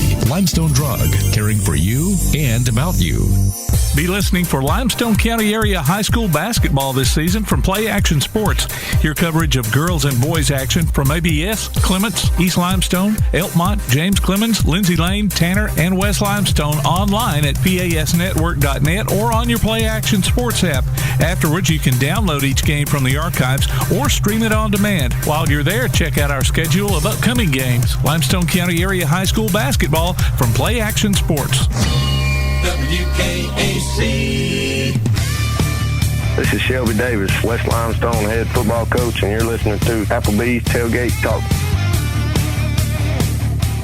And welcome back to Applebee's Tailgate Talk, ladies and gentlemen, live here on WKAC, the Big 1080 AM station, loud and proud from Athens, Alabama. Where'd I come up with that loud and proud I like it. I don't know, just pull that out. I got to keep that. That's why you're the host. I got to remember that. Ladies and gentlemen, Tom McClung here, old Tomcat War Eagle, and we are talking also alongside Garth Garris, coach, Todd the Bod Tomlin, producer extraordinaire, and we've got a couple of legends on the radio. We had a couple of legends a while ago from a different generation. This generation of legends right here, Mr. Tom Roberts from the University of Alabama. But Charlie Trotman don't remember this, but I used to listen to him. He was the second quarterback that I ever remember being as an Auburn fan. Phil Gargis was the first one, and then Charlie Trotman is here on the radio talking to me. I'm excited, gentlemen. Thank you so much for joining us. You're welcome. Yeah, it's a pleasure. All right, that is great. So, Charlie, I have to start with you and say, I was there those 10 years that we never beat Alabama. So the first time we ever did beat them, I lost my mind. But buddy, we listened to you every week. We watched you on the replay show. I think your starting quarterback, your first year's quarterback was Coach Barfield's first year as head coach. Am I incorrect there? Well, the first year that Coach Barfield was the head coach, it was Phil Gargas. Oh, okay. I was a freshman. Okay. I was a freshman, and I actually played a little quarterback and a little running back. Got in a few games as a running back because we had a few running backs that were injured. And so, back then when you were an option quarterback, you were pretty much a running back. You were. So, yeah. So I started the next year. Coach Barfield was there 5 years, and I started his second, third, and fourth year. Okay.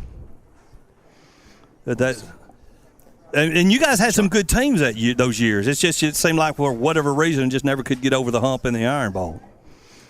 Well, we played. For instance, like 1979, we were 8-2 going into the Alabama game, and Alabama was undefeated and ranked number 1 in the nation. The year before, Alabama, I think, had lost one game, but was ranked, first or second in the nation. And all 3 years that I started, Alabama won the SEC, and 2 years they won the national championship. So it was kind of a run like Saban is on right now. During my 3 years, they were extremely talented defenses. I don't know that any of the defenses that Alabama has had during the Saban run were any better, really, than that 78 to 79 defense. They were outstanding. And I just knew in '79 we was going to do it. I just knew it. But Tom, talk about that time frame, like Charlie's talking about the defenses, and this was Coach Bryant's heyday during those times. Well, that's it. '79, by the way, is the year I started on the Alabama Network. And it was a pretty good year, as Charlie just mentioned, because we won the national championship. But, under Coach Bryant, there were two very consistent things. First of all, was an outstanding defense. I mean, you go back to when he first got to Alabama and the 61 team that was just still maybe the best defense the Tides ever had. But you always knew that Coach Bryant's teams are going to play solid defense. And the other thing was a kicking game. And to me, it's no coincidence that in the history of the Iron Bowl, so many games have been won or lost by the kicking game. Absolutely. And that to me is just, those are two of the signs of Coach Bryant's teams. And of course, he usually had pretty good offense too. The wishbone, to me, when he made that change, and I went to Texas and got Darrell Royal to come in and talk to his assistants about the wishbone offense.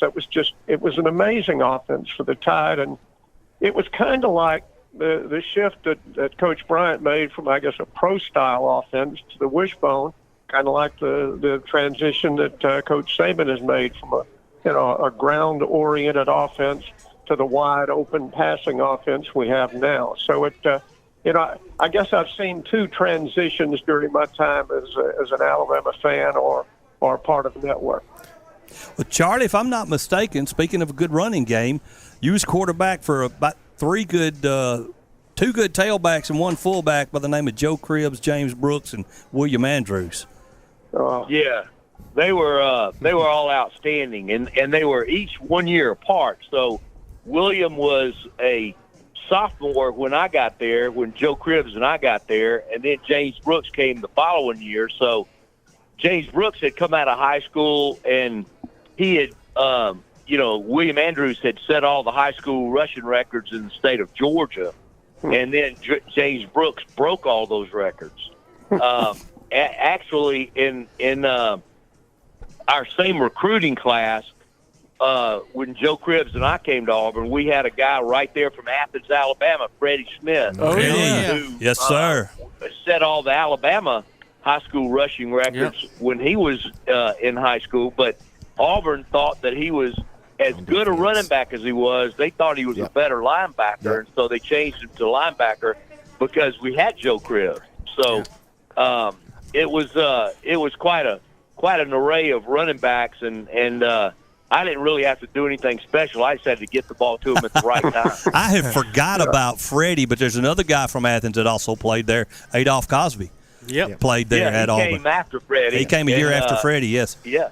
He was a great one, too. Their head football coach, Charlie, was my baseball coach in the summer league, Larry McCoy, and also their defensive coordinator was my high school football coach at Elkmont High School, Marvin Young. So I know that's a small world. We have. I've heard means you're old, dude. Yes, and we are, and we know all of y'all because my son doesn't realize and understand we didn't have the game on every Saturday. That's right.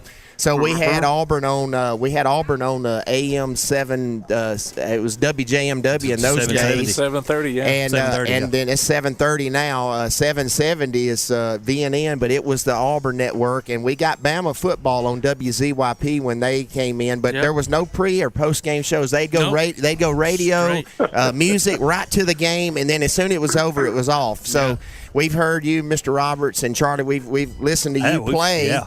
And listen, Charlie was a color commentator for a while. But we were talking about this last night, Tom, Mr. Roberts. I would have to get my little, and I didn't have cable at my house. It was radio. So I'd have to adjust my antenna outside my bedroom door and get Coleman for basketball. Coleman. And actually, I went to school with Terry Williams. I was a manager when Terry Williams was recruited by C.M. Newton and Coach Sanderson, and they came to Quincy's in Athens to our banquet. And when Terry signed at Alabama, and I got a chance to be the principal, and we retired his number at Elkmont a few years ago. So we've heard we know y'all. We've heard y'all, and Charlie heard you play because we would listen to you on Saturdays. All the football games that we could, and then on Sunday we watched the shows. We watched Phil Snow, and and that was it. That was our Sundays, and then watching Coach Bryant open that golden flake bag of chips. It was what we did on Sundays. It was what.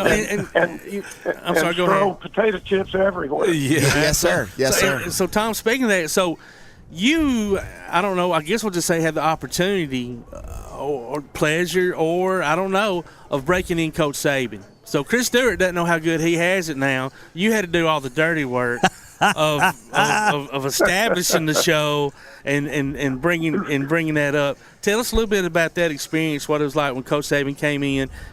He seems like then and even now that he seems like he's eased up, but back then he didn't seem like he cared too much to do the media stuff at all. And obviously that's just part of being the coach. So tell us a little bit about having to break him in. Well, I don't know whether you guys were just talking about listening to games. I don't know whether you looked at SEC Storied more than a voice. Yes. It was an outstanding show, and my childhood memories are listening on in Fayette WWWF, listening to Maury Farrell and John Forney doing the Alabama games, and Gary Sanders a few years later doing the Auburn games. So it's just. That was the heyday of radio broadcast. Now, thankfully, they're still around, and you got the opportunity now to sync up the radio broadcast with the telecast. But I mean, some of my greatest memories, on a Saturday night, Ole Miss played LSU down in Baton Rouge, and John Ferguson, I think, was the play-by-play guy, and Billy Cannon ran the punt back for a touchdown.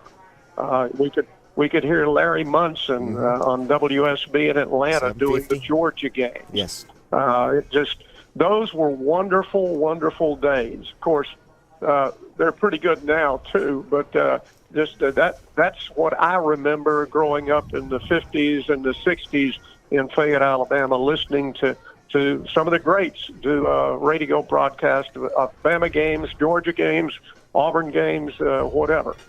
Yes, and hey guys, real quick, what was it, Charlie? Just a couple of things about was it like for Auburn in those days to come to Legion Field? And then also, you guys, as far as broadcasters, before the Iron Bowl, did y'all get to meet up? Did y'all talk? I know you got to work with Jim Fife, a great voice of Auburn football, and I think it was from Kentucky maybe. But and I'd go to Talladega and I'd hear him on the he was on the speaker. He was the public address announcer down there doing it at Talladega. But just a little bit about Legion Field games, because our young generation doesn't remember that now, going the 50-50, but also Legion Field was an Alabama home 50-50. That's funny. Crowd-wise, from the Auburn side. Crowd-wise, let's just be honest now. The Auburn fans were selling their tickets to us. We weren't, we weren't stealing them or nothing. Okay. Well, anyway, but also, what y'all's relationships maybe as broadcasters on Friday night or before the game or whatever. Well, I just, from an Auburn perspective, when we went to the Legion Field, we always felt like that we were going to Alabama's home field because, we didn't play many games there. Alabama played a lot of games at Legion Field. Right. And so, the Birmingham market is a little bit slanted toward Alabama, like the Montgomery market's a little bit slanted toward Auburn. And so we just felt like we were going to an away game. Okay. So, it was nice that we had a lot of fans in the stands because, every play, one half of the stadium would go crazy and the other half would be disappointed. So it was a great now, from that standpoint, the 50-50 fan base, I enjoyed that. Okay.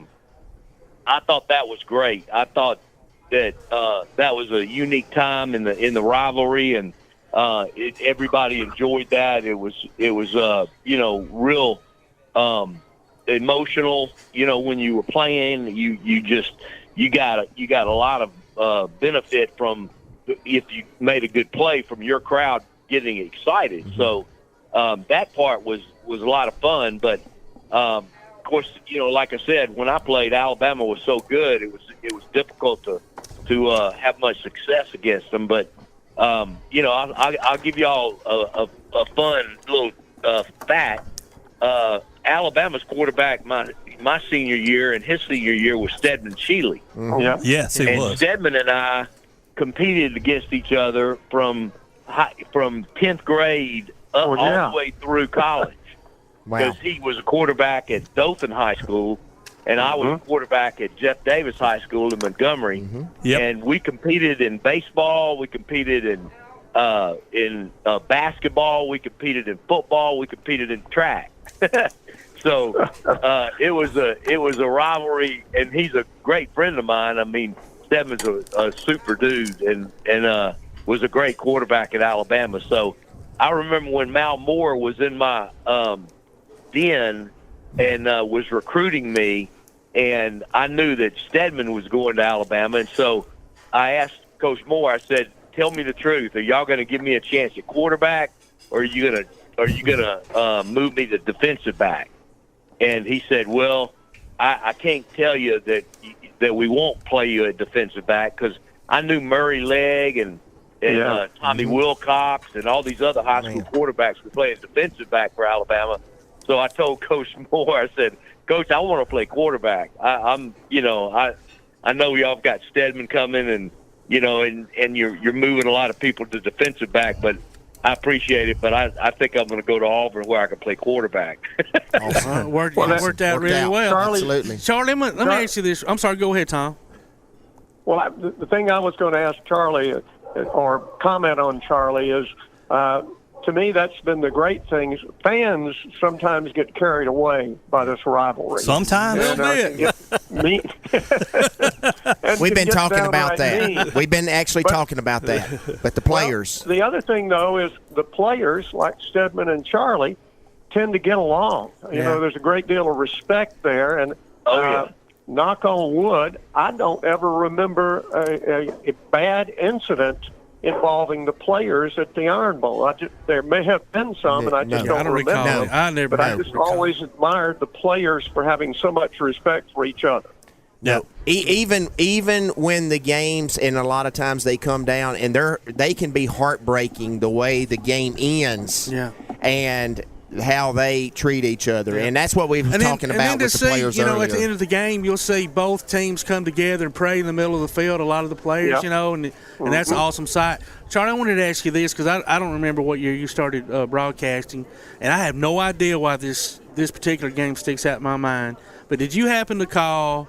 And this would have been, I don't even know, late 80s, early 90s maybe, Auburn and Georgia Tech. And Auburn scored a late touchdown by the Tillman game. Yes. Tillman, yeah. You were on that call, correct? Dude. I'll tell you a funny story about that. When Tillman caught that pass on 4th down in the back of the end zone. Jeff Berger. He was out of bounds, wasn't he? I don't remember. And Jim Fife yelling, Tillman. Yeah. He almost fell out of the press box. Oh, my goodness. and I was holding the back of his jacket to keep him from falling down. He had both arms up and was yelling, Tillman, and slipped and almost fell out of the window of the press box. And that was at Bobby Dodd, wasn't it? Yeah, that was over at Georgia Tech. in Atlanta. At Georgia Tech's home field, sure was. I have a terrible memory, but I was with a buddy of mine, Les Tucker. We were in Birmingham on our way to an Alabama game. We'd stopped somewhere, listening to it on the radio, of course, like Gar said back in the day. That was pretty much all you got. And me being an Alabama fan, I wanted y'all to lose. I'm not going to lie. But it was one of the greatest calls of all time. Honestly, Todd, I have to tell you this because it sticks with me. Jim and Charlie could probably remember this as well.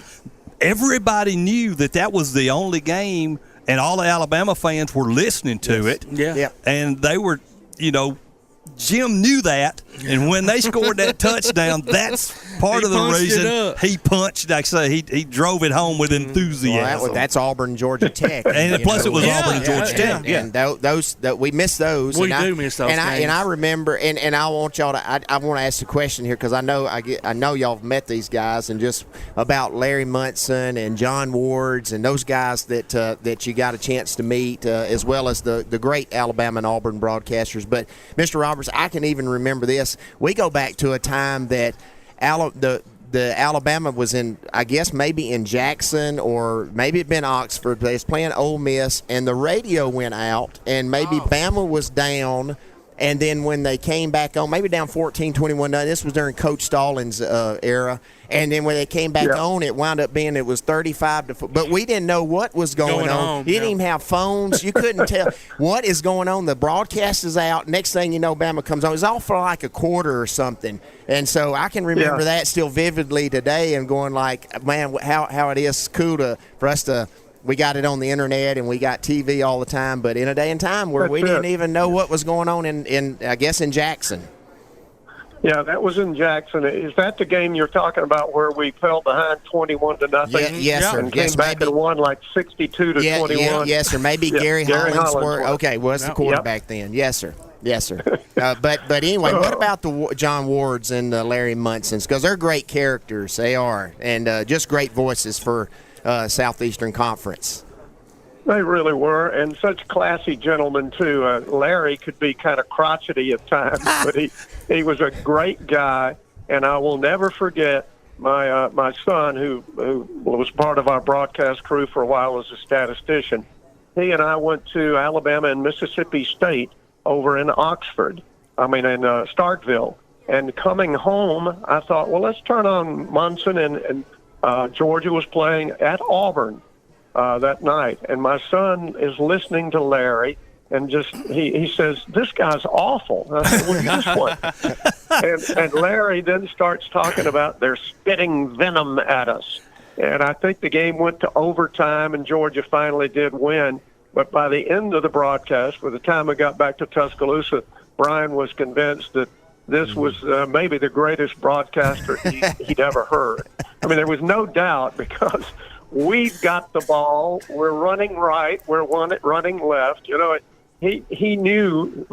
I guess he was the biggest Georgia fan of all in the first place. But so many great lines going to Knoxville and kicking him in the face with a hobnail boot. You know, just so many great lines he had. Ward, John was more of a straight down the middle type guy. But the way he could call a game, and I despise hearing him say, "Give the Vols 6." Yes, sir. That Yes, just galled me every time I heard it. But that was one of his trademarks. And see, they would play at noon pretty much every Saturday. So, and we live here in North Alabama, so Pulaski, we get them on radio. So my dad is listening to that, and then we're getting Alabama, and we're listening to Auburn. So we grew up with you guys. And Charlie, what about the first Iron Bowl in Auburn? I mean, what was that? Set that stage for us.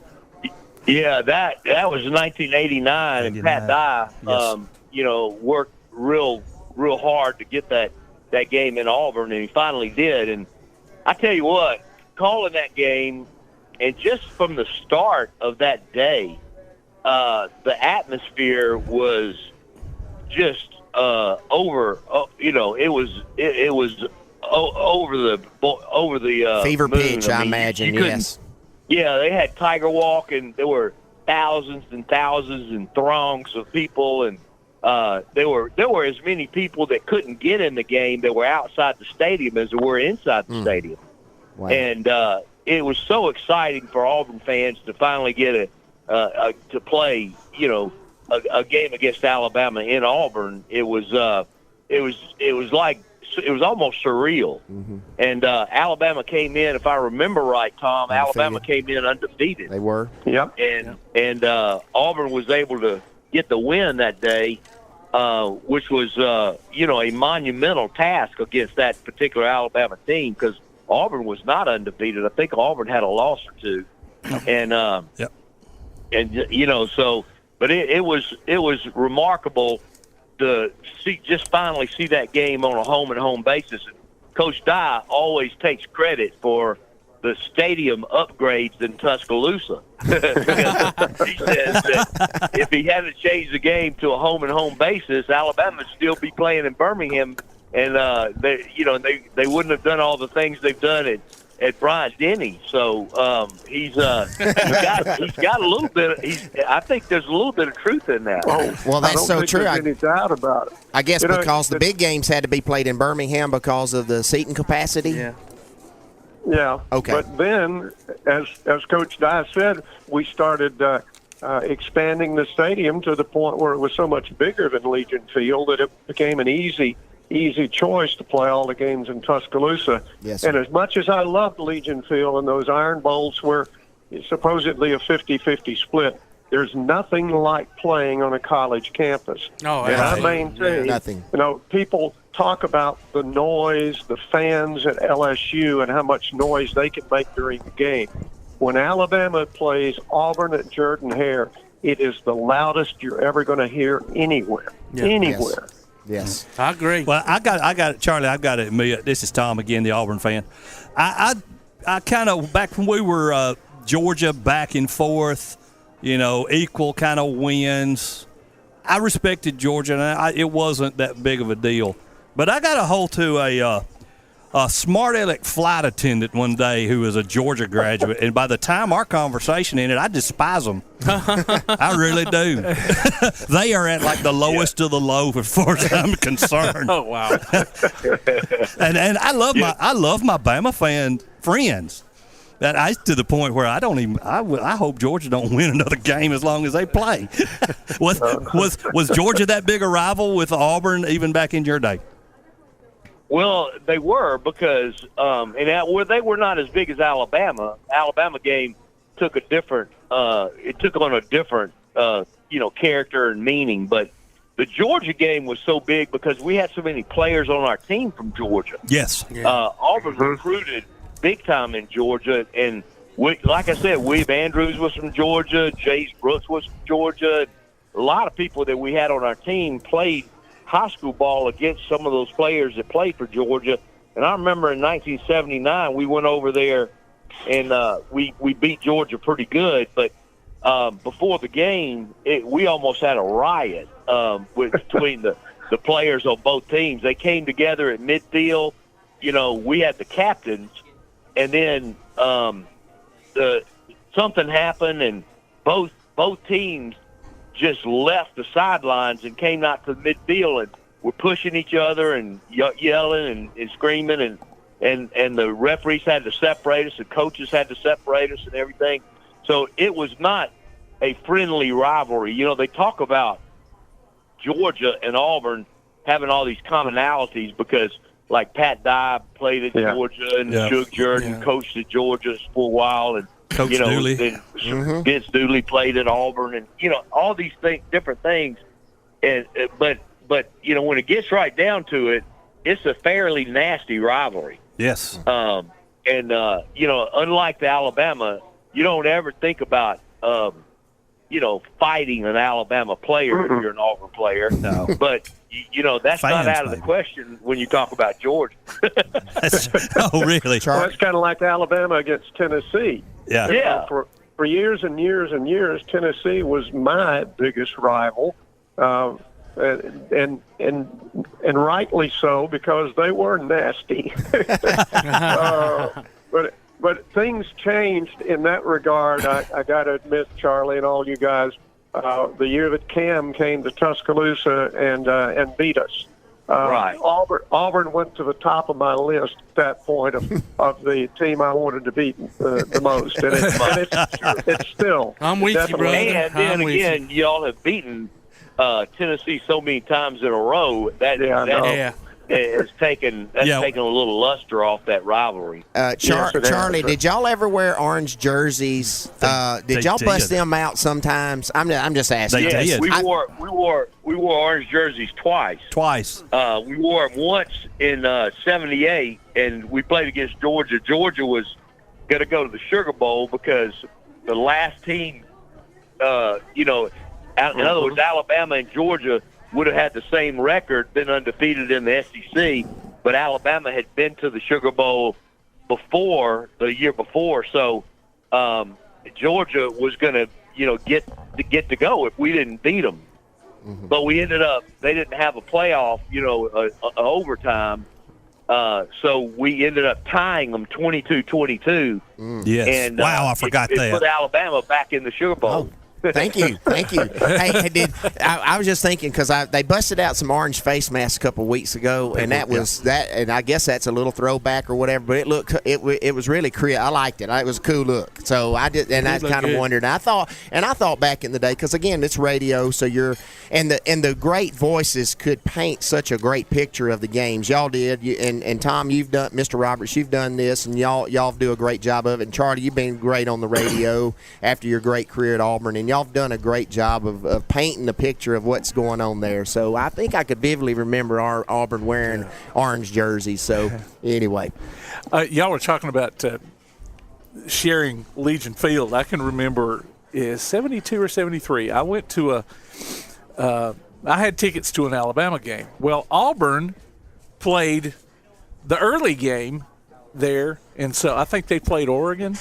Wow, that's before my time. It was a doubleheader. I remember that. Yeah. And then I think Alabama played California after that. So we're standing outside Legion Field, waiting for the game to be over with. Then they have to clear out the stadium, get everybody out, and then we get to come in. And I was like, man, you're talking about bygone days and things, I don't know that ever happens anymore. Well, 72 was the Bama punt, and the only thing I remember about that is my dad standing outside the front porch yelling "War Eagle" at my uncle, who lived an acre over.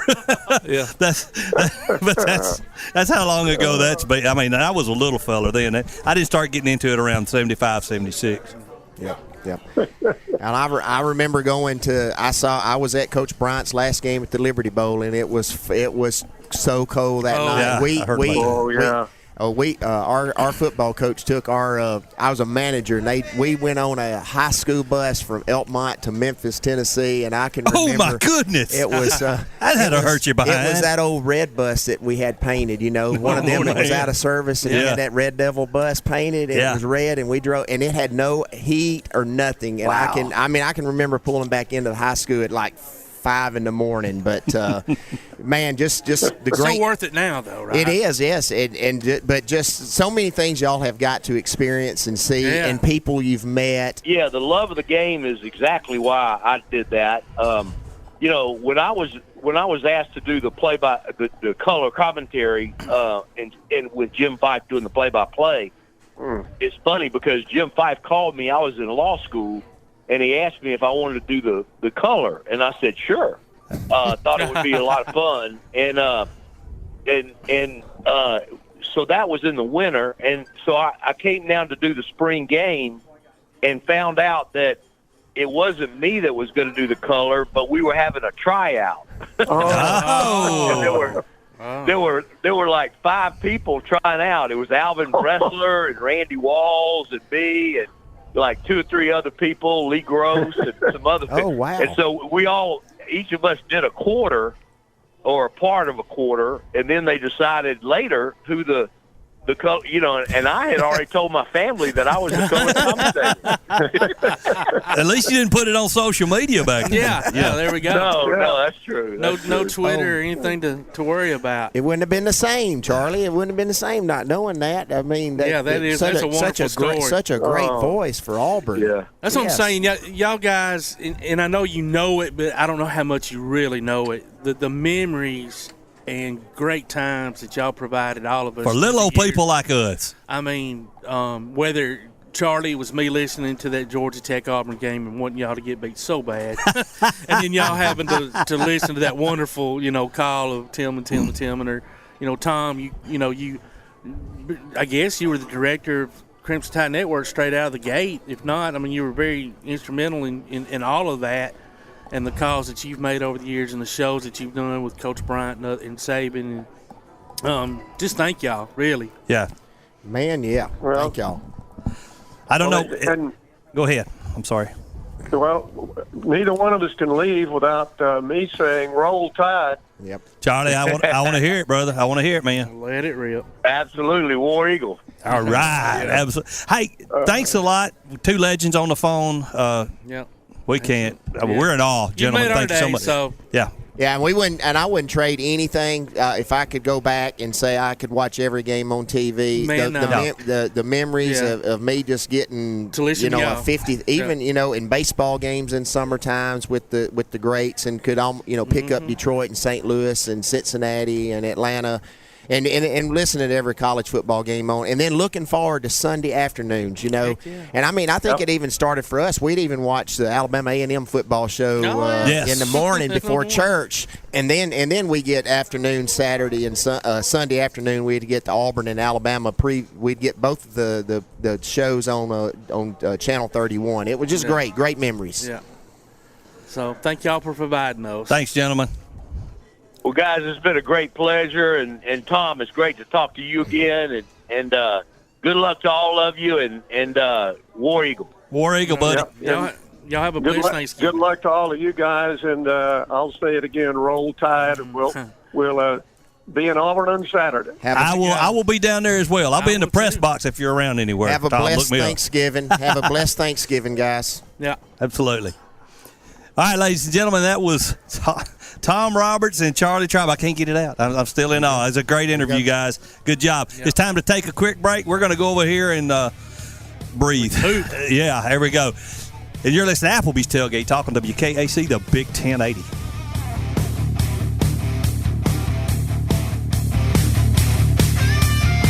Have yourself a merry Wi-Fi Christmas with fiber-fast internet from Ardmore Telephone Company. Enjoy a broadband connection that can handle all the holiday hoopla and new gadgets from Santa Claus. Get the gift that doesn't require wrapping. Faster internet service. Sign up now. New internet customers get the first month free. Call ATC at 800-830-9946 before jolly old St. Nick and your guests arrive. broadband speeds are based on best availability in your area. Quality Vinyl is on your side. Quality Vinyl in Athens has been in business since 1987, offering great prices and service the whole time. What has changed is the technology of their products. From vinyl siding and shutters, sunrooms and screen rooms, to doors, windows, columns, and rails. Quality Vinyl, located on the corner of Highway 72 and Reed Road in Athens, just 6 miles west of I-65. Call 232-2665 or visit them online at qualityvinyl.net. Quality Vinyl is on your side. Your roof is the first line of defense for your home. Do you have water stains on your ceiling, paint peeling off your walls, shingles missing? It's probably time for you to get your free roof inspection. Locally owned and operated, licensed, and insured, Yellowhammer Roofing is the Yellowhammer State hometown team. Yellowhammer Roofing. Let our family protect what's most important to you, your family. 256-232-1933 or online at yellowhammerroofing.com. Smith's Heating and Cooling in Elkmont is your friendly local contractor servicing most brands of equipment and proudly installing industry-leading Rheem systems. Whether it's an air conditioner, gas furnace, heat pump, or indoor air quality system, Smith's Heating and Cooling takes pride in their exceptional installation and 24/7 customer service after the fact. They offer financing too. Call 777-5450 today to schedule an appointment or a free no-obligation consultation. Smith's Heating and Cooling. Call 777-5450. Visit them on Facebook or online at smithsheatingandcoolingllc.com. Are you getting the propane service you deserve? At Ferguson LP Gas in Ardmore, you always get the most value for your dollar, professional gas personnel who make safety a high priority, and you can always get in touch with them any day of the year at any time. They accept Visa and MasterCard too. So if you're not happy with your present propane supplier, join the many who have made the switch. Give Ferguson LP Gas in Ardmore a call at 256-423-3320. Real estate, real easy. That's the motto at Innovative Realty Solutions, and providing the highest quality real estate services is their mission. With sound real estate advice, the latest information, and a skilled analysis of the real estate market, Innovative Realty Solutions offers a better home buying and selling experience with a fair, ethical, and, yes, innovative process. Innovative Realty Solutions. Visit them on Facebook, online at innovativerealtysolutions.com, at 100 North Clinton Street in Athens, or call 230-5950. Innovative Realty Solutions. Real estate, real easy. This is Bella LaFontaine with Crown Service Termite and Pest Control. We take care of all the basics. We take care of cockroaches, ants, wasps. As far as rodents go, most places they'll trap or poison, and that's the end of it. What we do is we're actually going to find the entry points, and we're going to take care of that for you.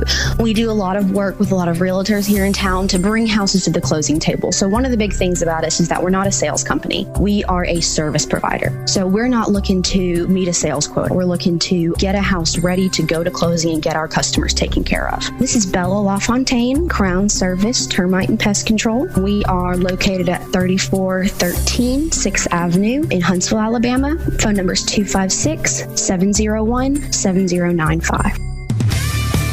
Hi, y'all. This is former Rams cheerleader Jennifer Cobb, and you're listening to Applebee's Tailgate Talk. I'm all about that action. I'm all about that action. I'm all about that action. I'm all about that action.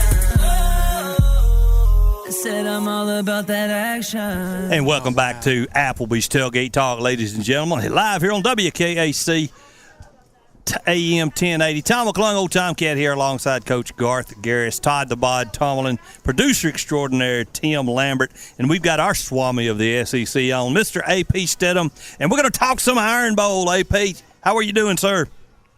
Hey, good morning. Good morning. So glad to be on Applebee's Tailgate Talk, WKAC 1080 AM, Athens, Alabama. I'm doing very well. That's good. That's good. So you're our legend, but we did just get through talking to a couple other legends, in Charlie Trotman and Tom Roberts. So they were on right prior to you. So we saved the best for last, brother. I appreciate that. So where are you at today? I'm at Wake Forest and Clemson. There's got about 10 Alabama people over here in this Clemson staff, so they've always invited me to come over for a ball game. So I chose the 9-1 Wake Forest Beacon Demons to watch them play Clemson. Clemson was on top of them 10-0. There was a punt return, but the the fellow, they said he was waving his hand. They called the fair catch, so they called it back. He went about 75 yards. Wow. Great play, but it's called back. So Clemson has the ball when I last left my. So forgive me if you said, are you at Wake Forest or at Clemson? I'm at Clemson. Oh, okay. South Carolina. Gotcha. Yes, sir. That's great. So Bo Nix goes down, and I was telling the guys here just a second ago, not disparaging one coach over another, but Coach Harsin this year has prepared TJ from day one to be a starter, even though he didn't win the job. He pulls Bo Nix in the Georgia State game. TJ Finley goes in, does a great job, but Bo reclaims the starting job. So now TJ Finley is prepared to go on the field this week, whereas had this been the last couple of years, I mean, not even Bo Nix being the starting quarterback, there would never have been a backup. And this is not a dig at Coach Malzahn. This is a kudos to Coach Harsin, who's starting to manage our depth chart just a little bit better. Yeah, I mean, I think it's good roster management to play your second-string quarterback. It's one play from being the starter. So I think all coaches should do those types of things. Alabama should do that. They should put in Paul Tyson in a critical point in the game. Yep. It's better roster management for them. If your second-string quarterback feels comfortable. Yep. That way. They're on scholarship. He's on scholarship. That's true, and they can feel that pressure early on, and when called upon, if needed, in an injury situation or whatever it might be, then they're prepared, like you said. So, yeah, I agree. Absolutely. But, hey, I had a chance to speak to Coach Saban this week. I asked him, how do you cover these big physical receivers? They're going against Burchell, Arkansas. It's like a point guard going against a power forward. That's how he explained it. Wow. Great analogy. So what did he give you any insight or anything, or? No, well, I asked him, the other question I had for him was, how does a quarterback improve against the blitz? And he just said that, you have to grasp the offense, you have to be accurate in your throws, you have to have the pocket presence, and he called that a very interesting question that I asked him. Well, one thing I found interesting this morning, speaking of quarterbacks, and I don't know why it surprised me, but it just did. But on the ticker on ESPN, I was watching Game Day, and it came up with a little tab that said Heisman, had the top 5 Heisman hopefuls, and Bryce Young's still number 1 at this point. Does that surprise you? Not that he hadn't played well; he's played very well, but I just was surprised to see him in the Heisman lead. Bryce Young, I think that's what you said. I lost you for a little bit, but Bryce Young, in my mind, is the leader because he's been fairly consistent. He's on a winning team. He's throwing for a lot of yardage, which is productive. He has a lot, I think, 30-plus touchdowns, 3 or 4 interceptions. So 70+% completion record. And by the way, I'm watching these different quarterbacks in this game, and I think people take for granted the quarterbacks that throw for 70% completion. I'm watching this game. Receivers, the ball's behind them, the ball's over their head, the ball's at their ankles. So even if the receiver's wide open, the quarterback still must deliver the ball. Oh, absolutely. Yeah. Speaking of quarterbacks throwing for 70% completions, the comeback last week from Mississippi State over Auburn, I was actually there, and you could feel it. I felt it at the last drive of the first half. I had a real sinking feeling in my stomach, and then they come out, got the drive, done it again, and the real feeling got there, and it imploded, and we end up losing our kicker and our starting quarterback due to injury. So tough to get a butt whoop and then lose 2 of our best players. Right. I mean, it seems like there was no adjustments. He had no turnovers, right? No interceptions in that game for the Mississippi State quarterback. Right. He put 40 straight points on the team. So where was the adjustments? Where was the disruption? Where was the pressure? Where was something different to make the Mississippi State quarterback have to think? That is the question of the week. But thank goodness it's behind us so we can move on to South Carolina this week. Yeah. Right. Yeah. I mean, they better come up with something defensively when you have a hot quarterback. You've got to change up.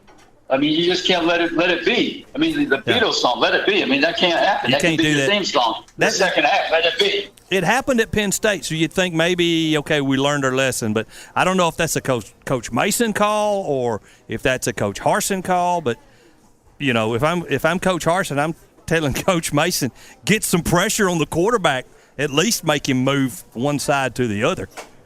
Yeah, well, the band director's in charge, so he has to set the tempo. He does. That's right. That's true. That's exactly right. So will you be down at the Iron Bowl? I will be at the Iron Bowl next week. Be all charged up to watch that game. The ball bounces funny over at Auburn, so it should be interesting. T.J. Finley, 6'7", 240-pound quarterback. If he has a hot day, anything can happen. Because you have to protect him and give him support and get him off to a fast start.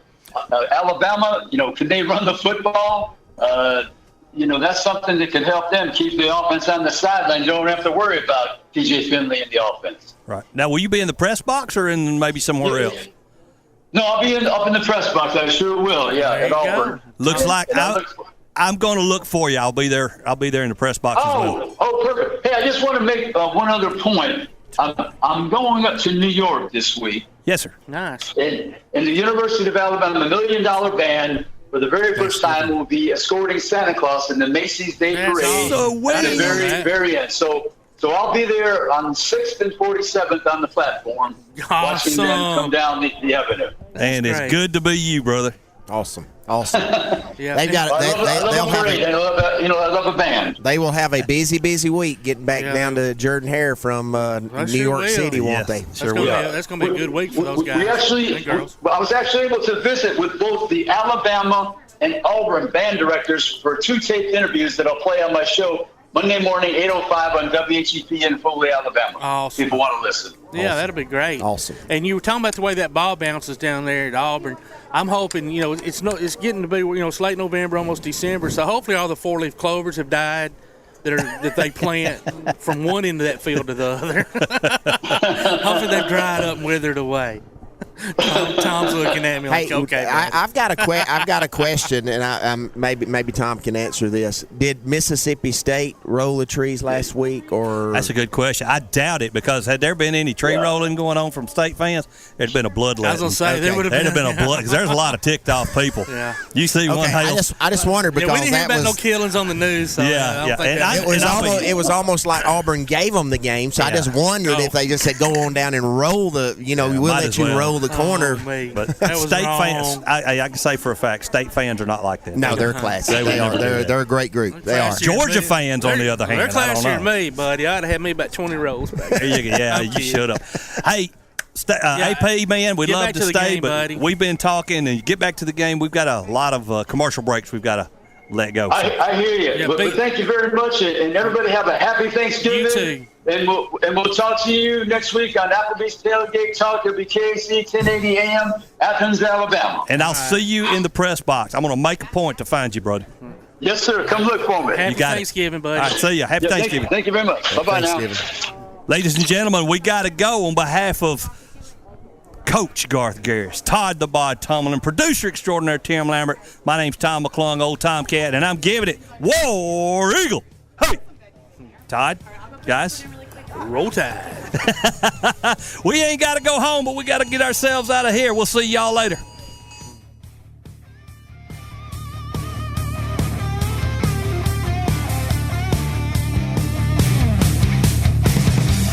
Have yourself a merry Wi-Fi Christmas with fiber-fast internet from Ardmore Telephone Company.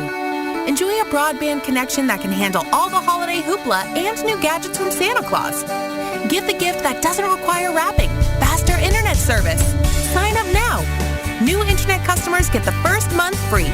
Call ATC at 800-830-9946 before jolly old St. Nick and your guests arrive. Broadband speeds are based on best availability in your area. Accidents happen. It's a part of life. So next time a wreck is a part of your life, Sides Auto Body Repair is there to lend a hand. Since 1987, Sides Auto Body Repair has been guiding customers through the repair process with as little stress as possible, offering free estimates, a limited lifetime warranty on their work, as well as saving you the headache of handling the insurance paperwork. They're also ICAR Platinum certified and can boast over 60 years of combined experience. Call their Highway 72 West location at 230-6464 or Highway 72 East at 444-0729. Either way, call them first. Sides Auto Body Repair. Daly & Son Car Care is Ardmore's only one-stop auto repair and tire shop.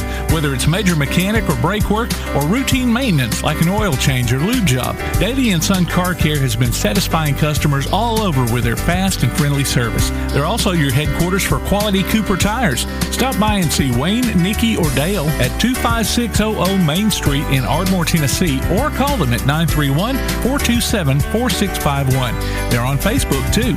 Daly & Son Car Care, open Monday through Friday, 7:30 till 5, and Saturday, 7:30 till noon. At Hendricks Power Washing and Striping, your property is their priority. Power washing, striping, seal coating, crack filling, and asphalt maintenance, rain or shine, day or night. Call Colby for a free quote at 256-763-1740. Visit their Facebook page and see what they've done for other satisfied customers.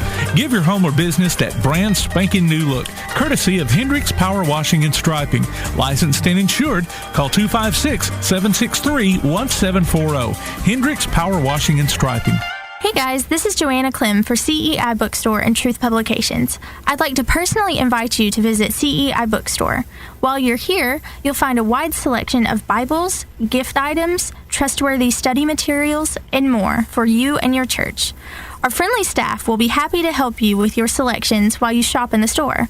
We even offer personalized Bible imprinting and gift wrapping. Not in the Athens area? Enjoy shopping with us online at truthbooks.com.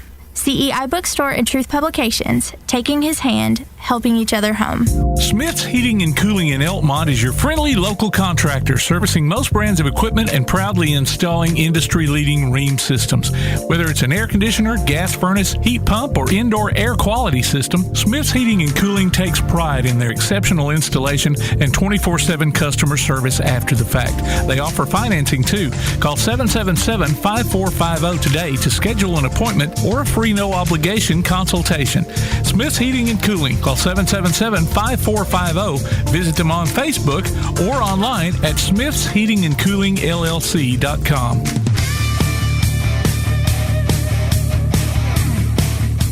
You've been listening to Applebee's Tailgate Talk, live from Applebee's Neighborhood Grill on Highway 72 East in Athens, just off I-65. You can hear the archive of this and other shows online at tailgatetalk.net.